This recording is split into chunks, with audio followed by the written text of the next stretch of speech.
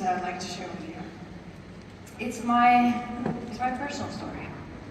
It's my passion and the philosophy that developed and kept me going on my journey in life. I've lived a bit of an unusual life, but I believe my story is universal because it's about finding your passion in life.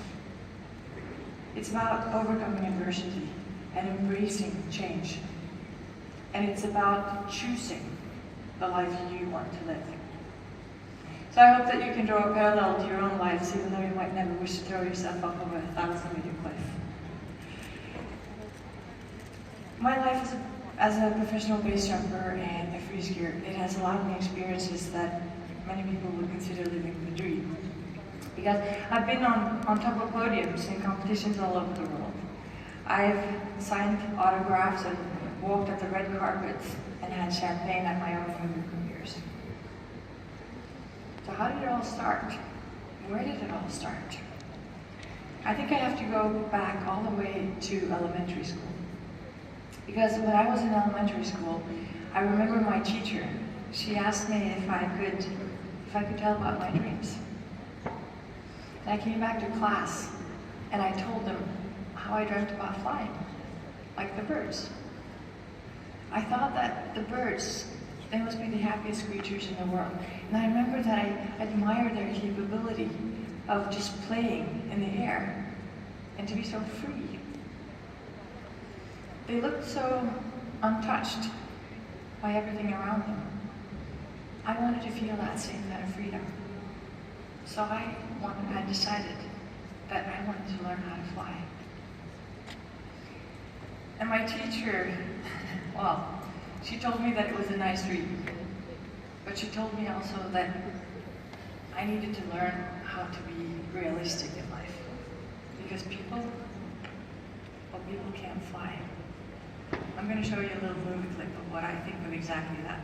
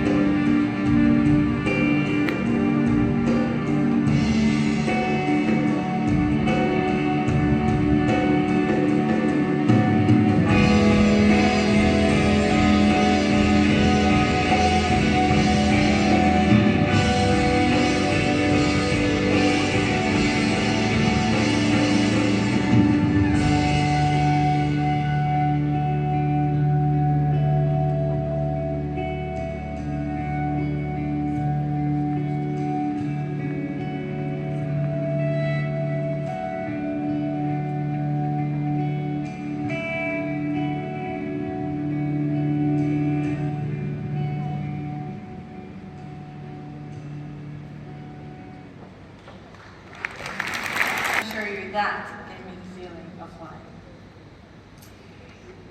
August 20th, 2006. That day, my life got turned upside down. I was in Villeneuve. It's a small village at the foot of the Swiss Alps. It was World Cup in Paraguay. It was a huge show. And I was invited there to jump and entertain. And I sat inside the plane and I looked out of the window as we rose slowly up towards the sky. And we flew low in between those grassy hills and the snowy mountaintops. And Switzerland has a really beautiful landscape. And I was thinking that, wow, I must be the luckiest girl ever who gets to experience all of this. I was living my dream. I couldn't wish for anything more. I remember the atmosphere inside the plane. There were high fives and poor jokes and the laughs that came easily. Well, it's nothing to be worried about or nervous about because we had done this hundreds of times before. We were going to fly our wingsuits.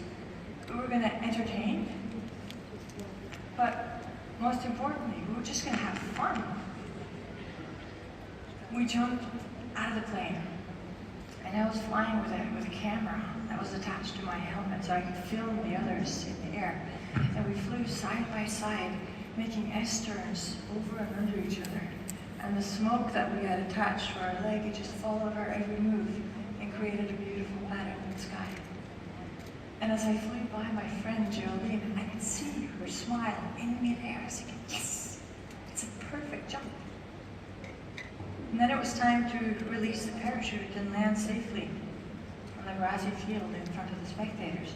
And as I opened the chute, I could hear the clapping and the shouting from the thousands of people underneath. And I remember I just let out a scream of pure happiness. Woo! And then I realized that something had gone wrong. 10 seconds later, my life changed forever.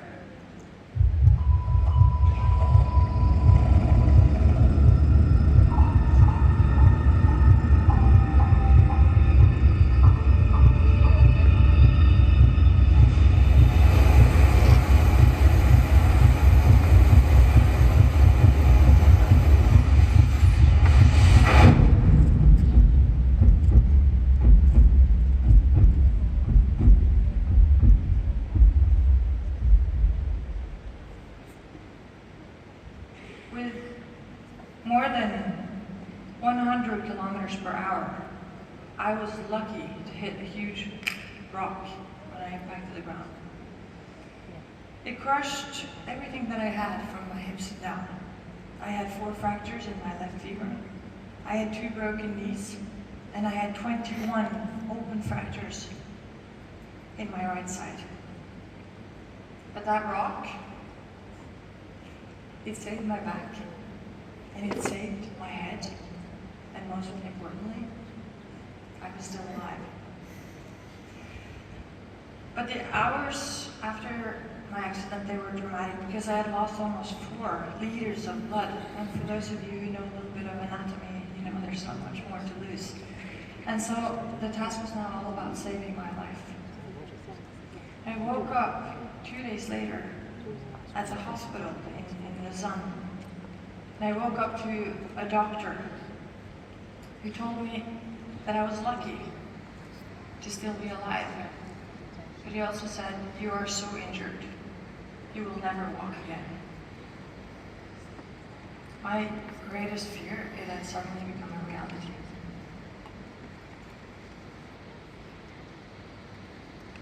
But I've been lucky.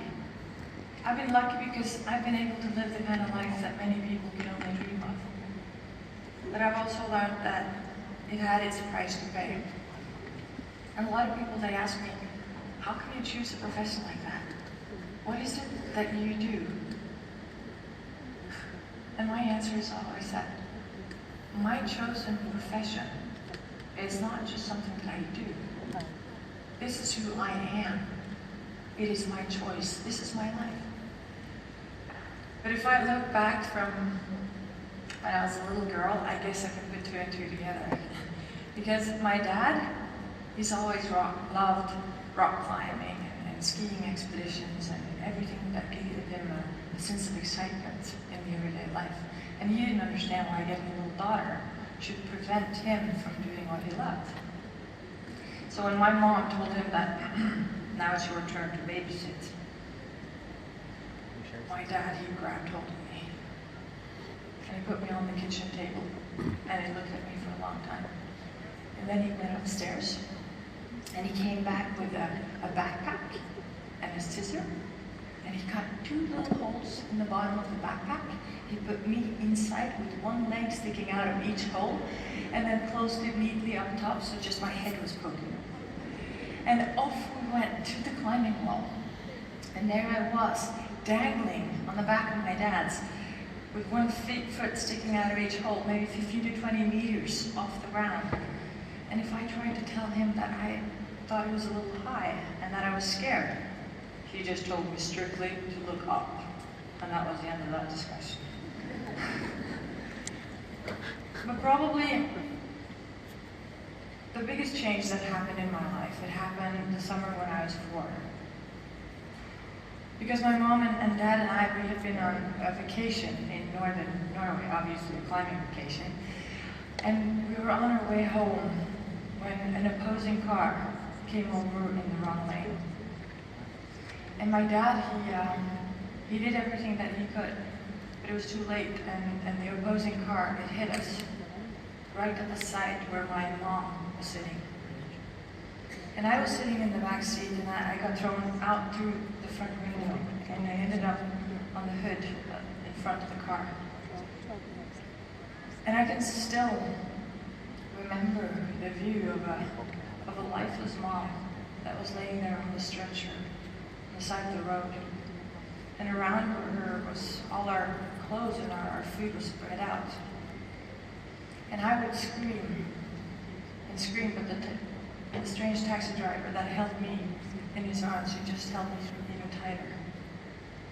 And that was the last that I saw of my mom before they took her away from me.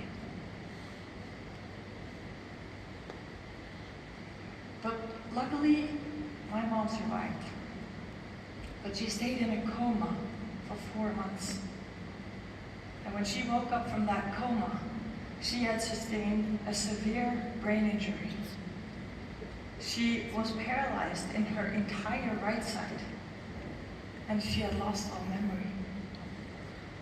So when I came to see her and visit her for the first time in the hospital, I realized that she didn't know who I was.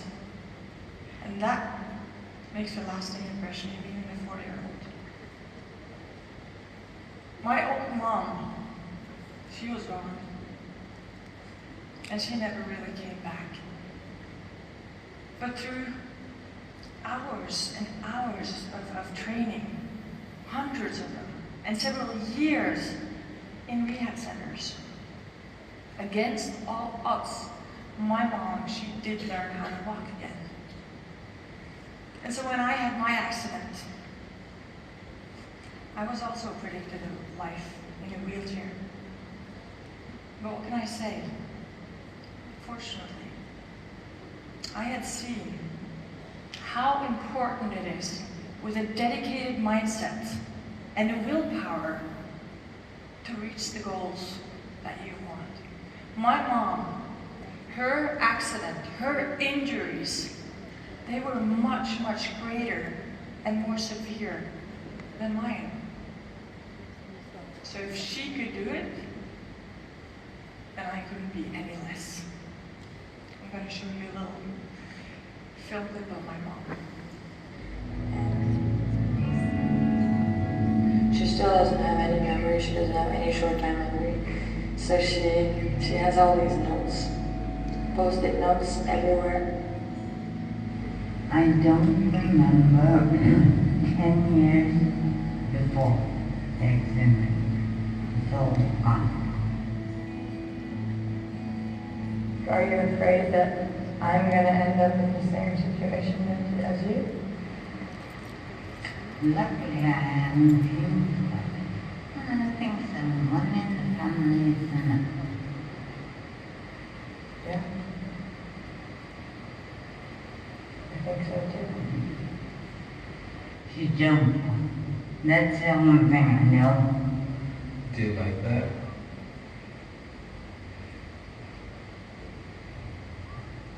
I have to do. I must. I don't like it. But I have done many things in my life that my mother didn't like.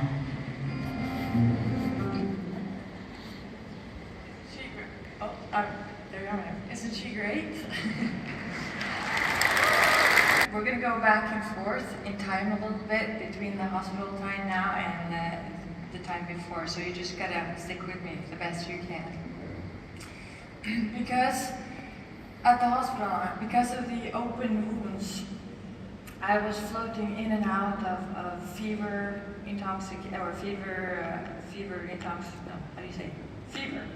and morphine intoxications. But throughout this time, it was my family, but also my friends who were just amazing. Because they organized sushi nights and red wine parties inside my hospital room.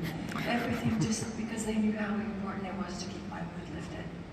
So some nights when the nurse, she came to check on me in the middle of the night, for she had to climb over a sleeping girl that was resting on a pillow on the floor because it wasn't her shift at the moment. And finally, when she reached over to my bed, there was a boy sitting next to it on a stool. He was leaning his forehead to my mattress while he was snoring loudly. And in the one hand, he had my morphine button because that was his job at the moment. And in the other one, he still had the wine bottle from the night before. The only one that was still awake, that was me. But at least I had that little smile on my face that I needed in order to keep it going. When I was a kid, my dad, he worked as a ski instructor. And we all know if your dad works as a ski instructor, you have no choice, right? So we took off to the nearest hill, to the nearest slope. And as we stood up top, my dad, he wanted to teach me how to make the pizza and how to make turns. Me? I was not interested. I mean, how hard could it be? And I set off straight down the hill and ended up with a crash in the lift house wall.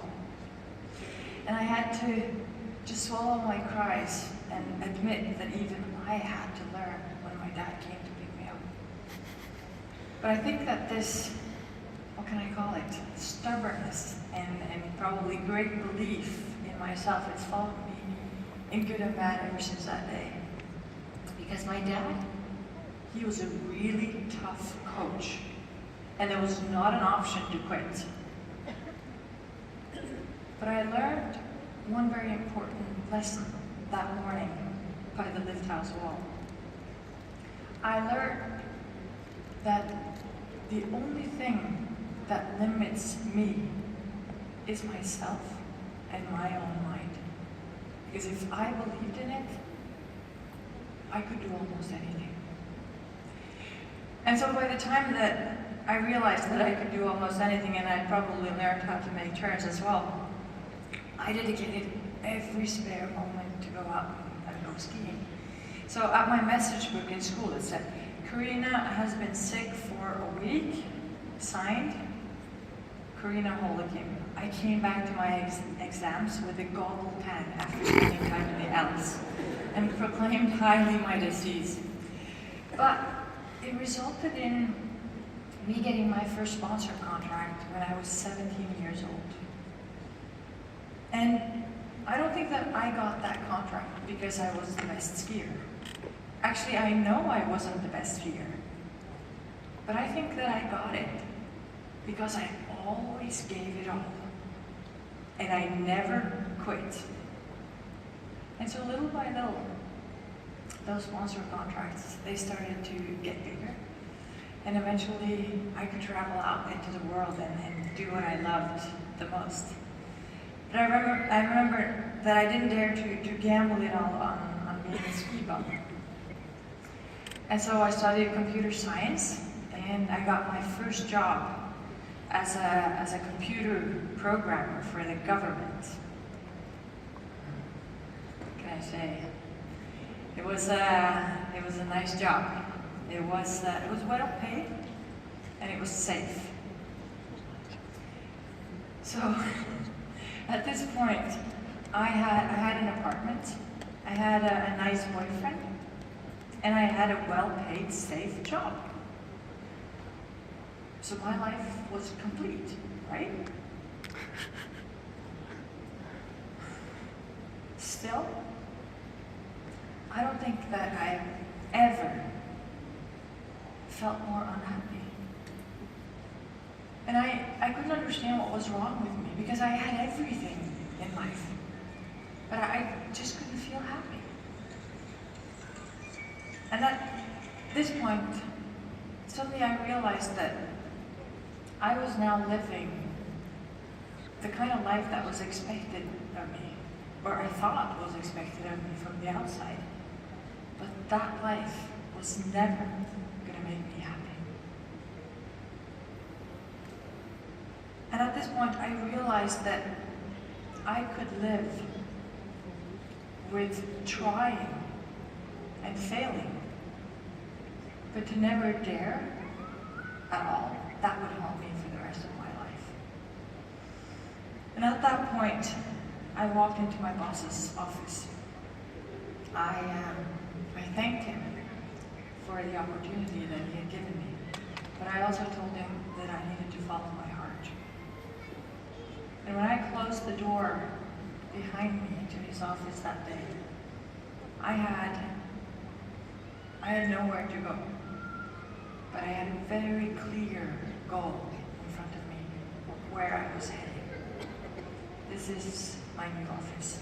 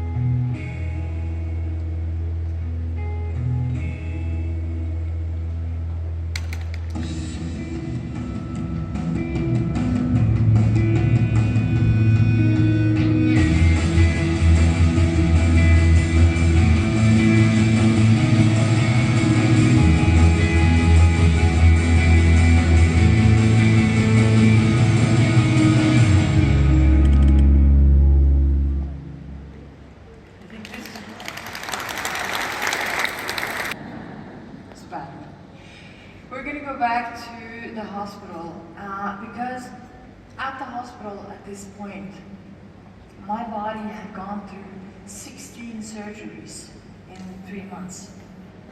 But the doctors, the infection, it was still raging in my body. So the doctors, they had removed 12 centimeters of my femur because it had rotted due to the bacteria. And in order for that infection not to spread, because if it did, it would be over and out, they decided to amputate my leg. And when I woke up after that last surgery, I was met by a smiling doctor. I'd spent 3 months in the hospital. I had never seen a smiling doctor. He told me that they had found a piece of grass and gravel inside my leg, hiding there in between the steel. And that was the reason for the ongoing infection. Now that they had removed the grass and the gravel, it was finally over. 3 months was over and I could roll out as a winner of that first round with my 2 legs still intact. What can I say? Now we know that, taking circumstances into consideration, we went okay in that hospital. Skiing, I think we understand at least a little bit of skiing, but how do you become a base jumper? Well, I'll tell you. I met a professional base jumper from the United States at an extreme sports competition, and I told him that I had a dream to learn how to fly. He said, like every American does, come to me, I'll teach you. So about a month later, I was picked up at the airport in Los Angeles by a guy that I'd hardly known for a week. And he told me how to pack my parachute and what to do in case of an emergency. But unfortunately, he wasn't quite listening to his own advice. So on the first jump that we did together, he sprained his ankle on a downwind landing. And this kind of created a dilemma for my training because I'd traveled all the way from Norway to the United States in order to learn. Was I going to go all the way back home? The answer was distance education. My friend, he was sitting in his car with a walkie-talkie, and I would climb around on the steel of the bridge with the other end of the walkie-talkie. And we got up at 3 o'clock in the morning, And he dropped me off at the foot of the bridge.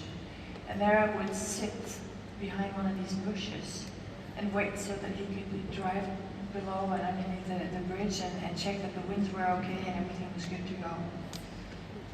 And to sit like this and listen to the sounds from the forest behind me and probably from the river beneath as well. What can I say? It would probably have been a nice experience if it wasn't for the fact that, well, I'm scared of the dark, and I just forgot to tell him about that. So just as I'm about to get up and say, hey, I don't want to do this. Let's go back home. I can hear my friend's voice on the walkie-talkie. Everything's okay here. And I hear myself answer, okay, copy that. And I get up just like a machine. And I start climbing the steel underneath the bridge. And to climb the steel under the bridge with a boulder field maybe 60 to 70 meters underneath you without any kind of security. At least that is a hairy warm-up at 3 o'clock in the morning. But I finally made it up to this catwalk that stretched out underneath the bridge. And I put my gear on. I checked that everything was good. I climbed over the rail. And as I stood there, on the outside of the rail, down about 200 meters below me, I could see 3 little green light sticks that my friend had laid out on the path in order to create like a runway in order for me to see in the dark. Huh, that was nice of him. I counted down.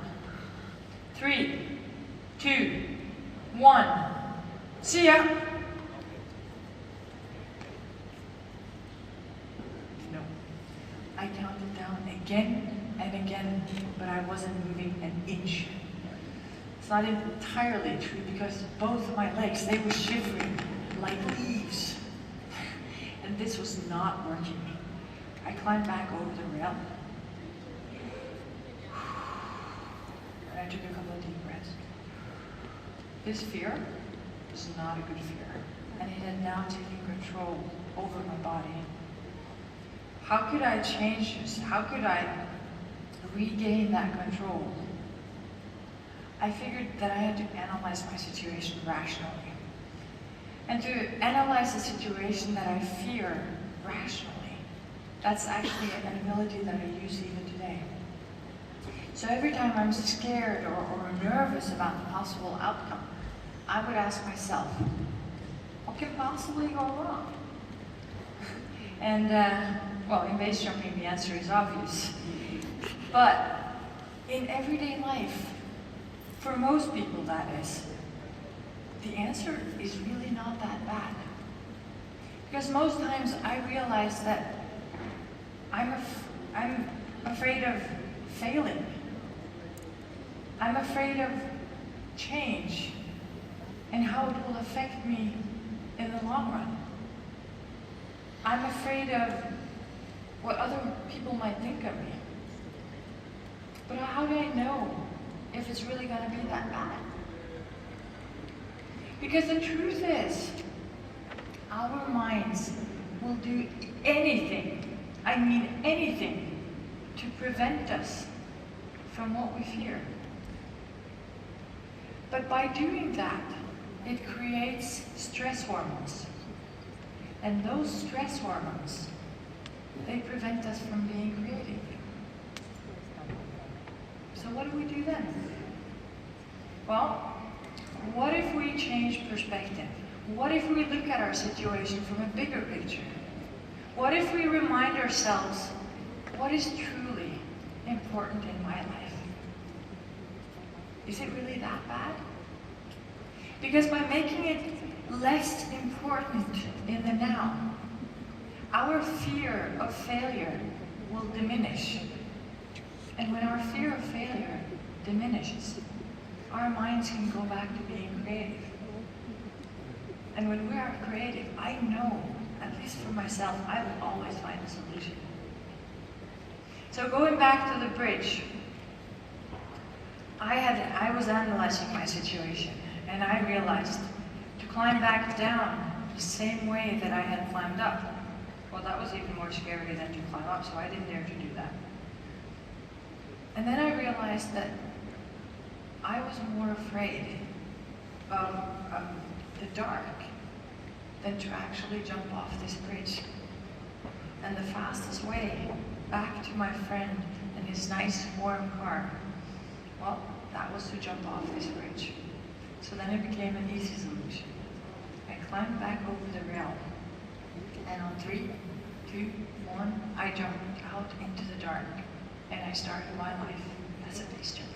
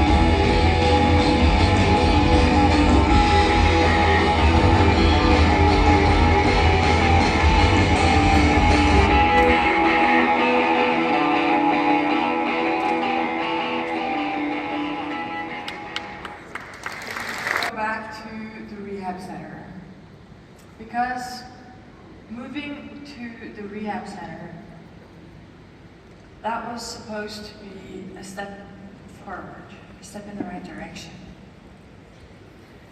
It didn't quite turn out how I had expected it to, because for the first time since my accident, I now saw other injured people. Because at the hospital, I had my single room with only my friends and nurses visiting.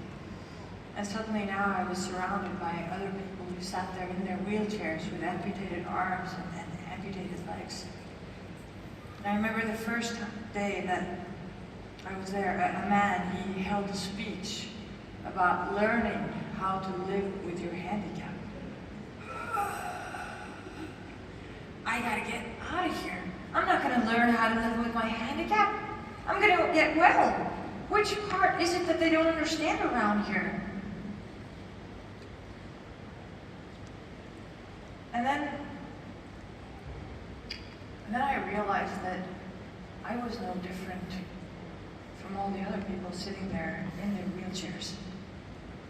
I was one of them, and we were all there to make the best out of our new situation. I cried every day for a week. I had no powers. I was afraid of the future, and I could see no light at the end of that tunnel. I'd used my body for everything that I did ever since I was a little girl. I loved skiing. I loved being in the mountains. All my friends, they were doing the same that I was doing. What was I going to do if I couldn't join them? I was sad and I was frustrated, and I was chained to that wheelchair on indefinite time. What do you do then? I remember crying. I called my dad and I said, "Hey Dad, what's the point? What's the point of training? You," he said, "you have to train so that you can handle another operation." It's nothing much to look forward to, he said, but that's your job at the moment. I hung up the phone and I cried a little more. But when I finally stopped crying, it was kind of like this little devil woke up inside of me. Who's going to tell me what I am capable of? What I can do or cannot do? I'm not going to give up without a fight. And then I realized, in order to keep going, I had to focus on the things that I mastered. I had to focus on the things that I could do, instead of all the things that I no longer could do. Because how often, isn't it, that we get caught up in the things that we can't control, or that we can't change? But what does that do to us? What does that do to our energy? Because when I sat in that wheelchair, I could have been sad because I couldn't be out with my friends who were skiing. Or I could have been afraid because I didn't know if I was ever going to be able to walk again. But I couldn't afford thoughts like that. So I had to spend my energy where it mattered. I had to focus on the things that I could do. Like that morning, when I could move from my wheelchair from my bed over to the wheelchair, all by myself without getting any help. Or that day when I could put my socks on, I'm talking about both feet, without any help. If you had talked to me, you would have had the impression that I mastered. I could do a whole lot. And I also figured that if I was going to stay motivated, I had to rediscover my passion. I had to figure out my values in life. What made me happy? Was it the fact that I could still sit there in my wheelchair and watch the snowflakes as they fell gently towards the ground? Or was it the fact that I could still be a good friend if somebody called me and needed someone to listen? Every night, when I went to bed, I forced myself into finding all those little positive things that had happened throughout the day. And so when I fell asleep, I felt like I had had a good day. Even if you look at my day from a little bit of a bigger picture, it wasn't really that much positive going on. But that wasn't what I felt. And it is actually a real simple question, but I think that sometimes we forget to ask ourselves, do you know what makes you happy in your everyday life? Because if you don't, I challenge you to go out and figure that out. But if you do, I dare you to do more of exactly that. But probably one of the most important tools that I taught myself throughout this time is something that I call self-praising or self-motivation. And it might sound elementary, but it made all the difference. Because at the rehab center, I had a mirror outside in my hallway. And every day, I rolled through that hallway, I stopped in front of that mirror. And I looked into the mirror, and I gave myself a little cool nod. And I told myself, you are tough, and you are strong. And when all of you quit, I'm going to last another 10 minutes. And I gave myself one of those cool middle nods, and I rolled out into the hallway. The truth about that story is that there was absolutely nothing about this girl that was either tough or strong. And I didn't even last 10 minutes. So you have nothing to worry about. And I look more like a sparrow than a fighter. But I know some strong girls. I know some tough girls, and I know what they would have done, even if I wasn't one of them. But by telling myself this, every day, every time I pass that mirror, little by little, I started doing what strong girls would have done. And little by little, my body started listening to what I was telling it. And at the end, I know that that was part of making me that strong girl in the end. But like all of us embracing a long journey, it's important to make little rewards along the way. And the contrast between skiing down an untouched face in Alaska with cameras following your every move, and the concept of relearning gravity in a sit ski for handicapped people. But that contrast is huge. And the lack of fear, it used to be my trademark, both as a skier and a base jumper. It was now replaced with an irrationality and a pain that was felt on my body that just wouldn't let go. But even if I knew that my body, it couldn't handle any kind of impact, the enormous joy of being back in the mountains, back with my friends, back where I belonged, that made me understand why I was working so hard to make me one day make it back.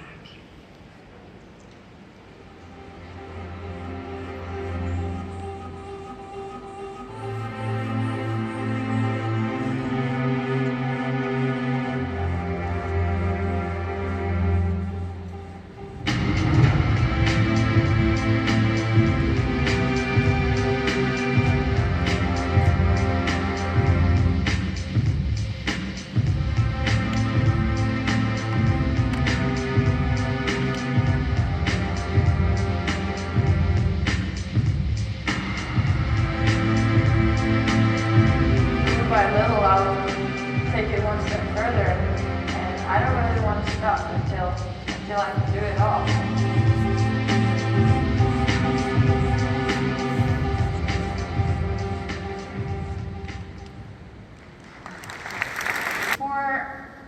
Before my accident, I was alone. I had no boyfriend. I had no family of my own. And I was selfish. I had prepared for the fact that I could die through the activity that I had chosen. I felt like it gave me perspective on life. But what I hadn't prepared for, that was what was in between. Because to be stuck in a wheelchair for the rest of your life, that was suddenly to take responsibility of your own actions. Now I was the one who had to handle the everyday. And people used to tell me that I was tough, who jumped off of cliffs. It's not tough to jump off a cliff. What is tough is to wake up every morning and go out there and work out when you've got nothing else to look forward to than another operation. And you don't even know if there is going to be a light at the end of that tunnel. I had to dig deep within myself to find that strength to continue. And so it is, sometimes, most of the times actually, life doesn't always work out the way that we've planned it to, the way that we want it to. But I learned that I choose how I want to live my life. Because I choose if I want to listen to that doctor who tells me that you are never going to be able to walk again. Or if I want to work hard every day in order to maybe, but still maybe, be able to one day prove you wrong. And I have to choose whether I'm satisfied with what I have achieved today and lean back in my chair and enjoy. Or if I want to work different, if I want to work smarter, and then maybe make it one step further. Because I had to choose whether to use my accident as an excuse for why it would be okay to fail. Or I could use it as an opportunity to create something new. And that was my choice. Because without this accident, I probably wouldn't have stopped base jumping. And I remember a good friend of mine, he told me at the hospital, he said that, you know that this accident saved your life. How's that possible? Well, because in the direction you were going, you probably wouldn't have survived if it wasn't for the fact that this accident stopped you. Luckily, I will never have the answer to that. But what I do know is that winter before my accident, I was on a carousel that I had yearned for and that I loved. But what we do know about carousels is that when you get on them, they tend to go faster and faster and faster. And then eventually, they throw their passengers off. My carousel, it had definitely sped up. And I had heard of another American. His name was Shane McConkey. He had combined the two sports that I loved the most. He had taken skiing and base jumping and put it into like a James Bond stunt that he called ski base. It was considered to be one of the most technically advanced combinations ever. And obviously the most dangerous. Perfect, I thought. That's exactly what I need. And so I went over to the US and I met up with Shane and his friend. And Shane, he had brought fireworks because I was the first girl in the world to ever perform that kind of a combination. And I chose the color pink on my firework. And this was how it looked like.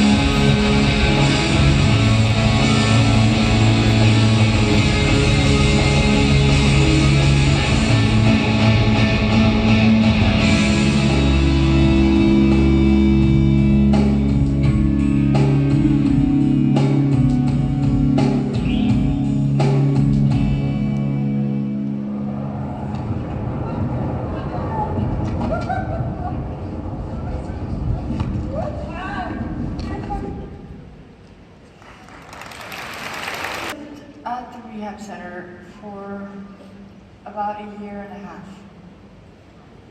It's a good picture. And through this time, again, it was my friends and it was my family who kept me going, because I received gifts, I received letters, I received emails and phone calls from friends and acquaintances all over the world. Don't give up, they said. We know that you can do it.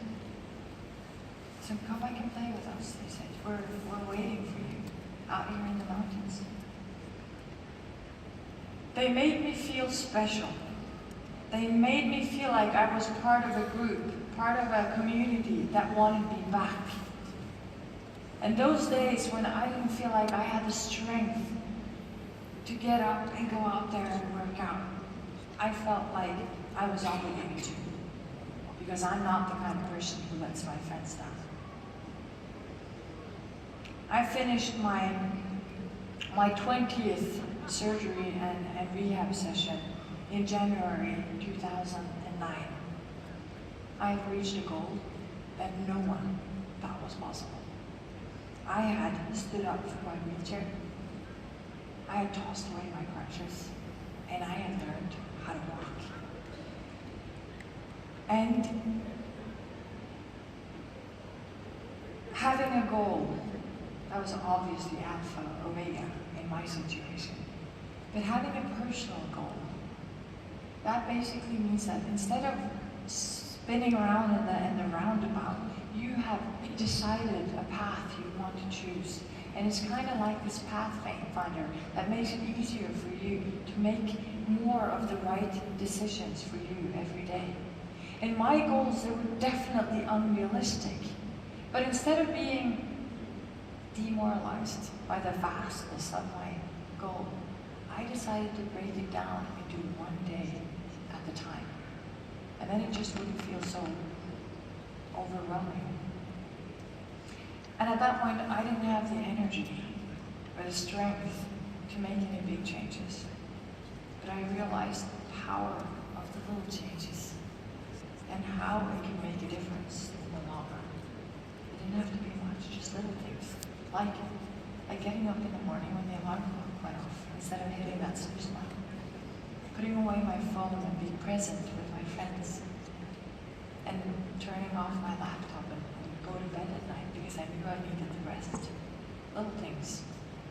But day after day, they turned into weeks, and they turned into months, and then years. Eventually, those little changes, they started to make a difference.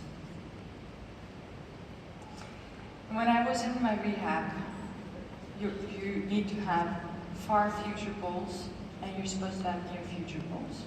At this point, I weighed about 42 kilos. I'm 180 centimeters tall, so it's not a lot. But my near future goal, that was to sit upright in my wheelchair throughout an entire meal that lasted about 10 minutes before I had to go and rest. But my far future goal, that was always to come back to my mountains and my powder skiing again. And I think that nurse who sat there and wrote down my goal, she had to cover up her little smile as she watched that little sparrow with those huge dreams. But today, I'm the one who gets to smile. I can smile because I did make it back to those mountains. It took me 6 months to relearn how to put my socks on. It took me 3 years to learn how to walk again. Some time ago, I stood on a high mountaintop in Norway. It took me 5 years of uncertainty, fear of failure to make it back there. But the joy of making it back, that's what made me a complete person again. And exploring. Exploring is not all about mountaintops and untouched terrain. It's about challenging yourself and discovering your possibilities, no matter what dream is yours. I'm going to show you a last film clip, and that's my first day back in the mountains after 5 years of training. staring at the sea across me.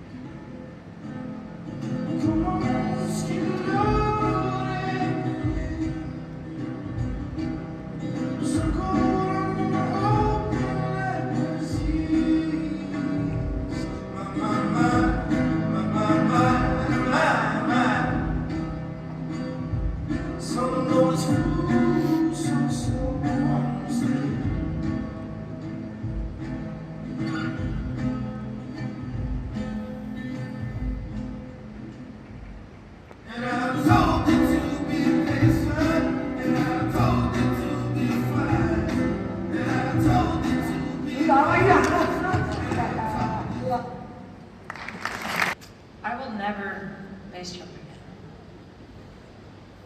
But even if I would have had to spend the rest of my life in that winter, I wouldn't have regretted not one single jump. I have dreamt about flying, and I've dreamt about learning how to walk again. And I'm still that girl, dreaming. And today I even have two little boys back home who dream bigger than I ever dared to, because they have definitely learned that dreaming is not about being realistic. Because I don't know what you think is more realistic. Learning how to fly or learning how to walk. Thank you very much.